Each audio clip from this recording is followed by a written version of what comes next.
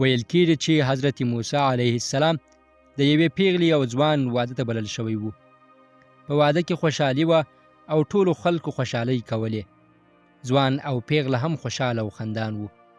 د شپې په آخره کې حضرت موسی علیه السلام د دوی د بام په سر اسرائیل ولید او د هغه څخه یې وپوښتل څنګه راغلی یې او دلته څه کوې؟ اسرائیل علیه السلام وویل نن شپه د خدای پاک په امر باندې د ناوې او زوم څخه روح اخلم. یو تور مار به راشي، دوی به وچیچي او زه به یې روح واخلم. موسی علیه السلام په چرت کې لاړ. چې سبا شو راغلو تر څو د نیک عمله ځوان او پیغلې په جنازه کې ګډون وکړي. چې ګورې ځوان او پیغله خوشحاله ولاړ دي او پیغمبر یو تور مار هم مړ او پروت ولید. حضرت موسی علیه السلام د الله جل جلاله څخه د دوی د عمر د اوږدوالي پوښتنه وکړه.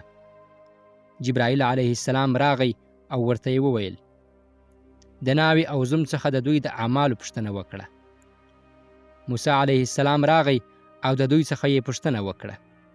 دوی ورته وویل کله چې ټول خلک لاړل او رخصت شول، شپه کې یو غریب سوالګر راغی او دروازه یې آرامه ټک ټک کړه. چې کله زه دروازې ته ورغلم، هغه راته وویل د لیرې کلي څخه راغلی یم او خبر شوی یم چې ستاسو واده دی. دا څو ورځې مې مناسبه ډوډۍ نه ده خوړلې. نن به موږ هم خوږه ډوډۍ وخورو. نوره ډوډۍ نه وه پاتې، یوازې د ناوې لپاره لږ ډوډۍ پاتې وه. زه ناامیده په دروازه کې پاتې شوم چې ګورم ناوې سوالګر ته ډوډۍ راوړه او هغه سوالګر ته یې ورکړه او زموږ لپاره یې د اوږد عمر دعا وکړه. کله چې چپرکټ ته راتلو، د ښځې څخه یو دروند شی په چپرکټ ولوېده او هغه تور مار پرې ولګېد، مړ شو او موږ ټوله شپه په عبادت تېره کړه.